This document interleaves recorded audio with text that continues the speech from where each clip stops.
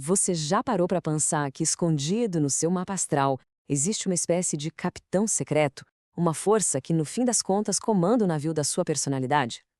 Bom, hoje a gente vai descobrir quem é essa figura e, mais importante, como ela está guiando a sua jornada. Vamos pensar nisso juntos? Quase todo mundo que começa a se interessar por astrologia logo descobre o ascendente, né? Aquele ponto que diz como a gente se mostra para o mundo. Então imagina que o seu ascendente é o navio com o qual você navega pela vida. Só que, convenhamos, todo navio precisa de um capitão, alguém que decide a rota, a velocidade, a missão.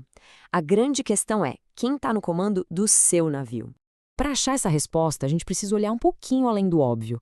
O ascendente é muito mais do que só uma máscara que a gente usa. Na verdade, ele é a porta de entrada para a gente entender qual é a nossa motivação mais profunda.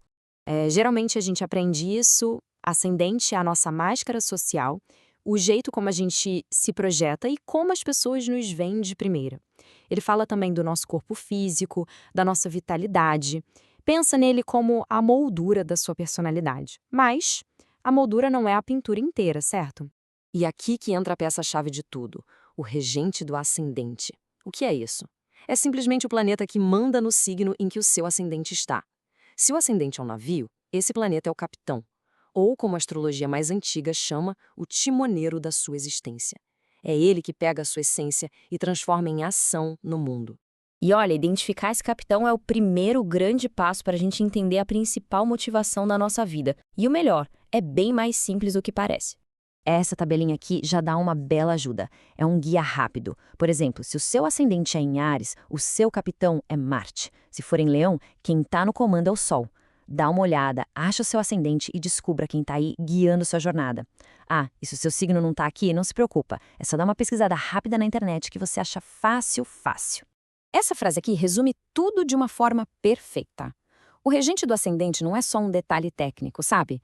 Ele é o agente que pega quem a gente é por dentro e transforma isso em algo concreto, em ação. É tipo a ponte que liga o ser ao fazer. Tá, então como a gente interpreta esse capitão na prática? É bem simples, são só 2 passos. Primeiro, a gente precisa entender a natureza do planeta, a personalidade do capitão. Marte é um guerreiro, Vênus é uma artista, Mercúrio é um comunicador. E o segundo passo, que é fundamental, é descobrir onde no mapa esse capitão resolveu atuar. E quem mostra isso pra gente é a casa astrológica. E aqui vem um detalhe que faz toda a diferença. A condição do seu capitão importa. E muito. Pensa num comandante navegando em águas que ele conhece como a palma da mão, contra um que está no meio de uma tempestade em mar aberto. Se o seu planeta regente está num signo onde ele se sente em casa, a sua motivação flui com naturalidade. Agora, se ele está num signo mais desafiador, talvez a jornada para expressar essa energia peça um pouco mais de esforço, de aprendizado. Vamos então para o segundo passo, que é entender como o onde define a missão. A casa astrológica em que o seu regente está é basicamente o palco principal da sua vida. É a área onde a sua motivação mais profunda vai se desenrolar. Para simplificar as coisas, a gente pode separar as casas em 2 grandes categorias. As casas de ação são as áreas da vida que pedem interação com o mundo lá fora. Nossa identidade, carreira, relacionamentos. Já as casas de sentimento são mais internas, sabe?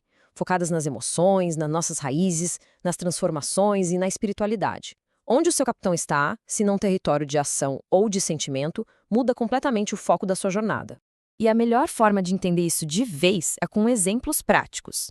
Vamos ver como a jornada de um mesmo capitão, Júpiter, pode mudar da água para o vinho e depois a gente compara o ritmo dele com o de outro capitão, Saturno. Olha só que incrível como isso funciona na prática. Júpiter é o planeta da expansão, da fé, do otimismo. Se ele é o seu capitão e está na casa 1, a casa do eu, a principal motivação da vida vai ser o autodesenvolvimento, a expansão da própria identidade. A pessoa cresce quando se afirma. Agora, pega esse mesmo Júpiter e coloca ele na casa 7, a casa dos relacionamentos.